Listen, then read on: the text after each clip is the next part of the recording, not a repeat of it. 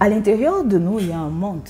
Tout comme à l'extérieur de nous, il y a un monde. Cependant, la vie ne nous a pas enseigné à regarder à l'intérieur de nous. La vie nous a enseigné à travailler, chercher de l'argent, chercher à se marier, à faire des enfants, construire des maisons, s'acheter des voitures, etc., voyager, bref, conquérir le monde entier.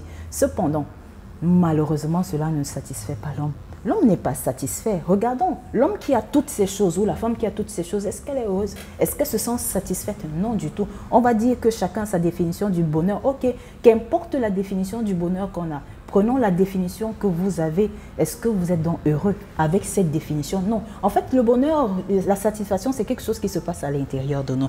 C'est pourquoi il faut revenir à l'intérieur de nous. En revenant à l'intérieur de nous, on se sentirait moins malade dans la vie.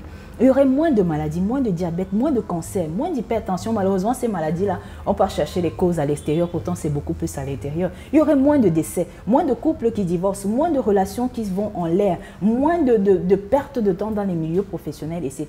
Quand on parle de retourner à l'intérieur de nous, c'est quoi? Commençons à écouter ce qui se dit à l'intérieur de nous. Commençons à ressentir ce qui se fait à l'intérieur de nous. Commençons à entendre ce qu'on se dit. Par exemple, je suis triste. J'ai peur, je suis anxieuse. Hey, je me sens nulle, je me sens faible, je me sens derrière, je me sens la dernière. Écoutons toutes ces choses-là. Écoutons-les. Oui, en écoutant ces choses, en réalité, en fait, on n'est pas en train de s'enfoncer. Non, on n'est pas en train de s'enfoncer.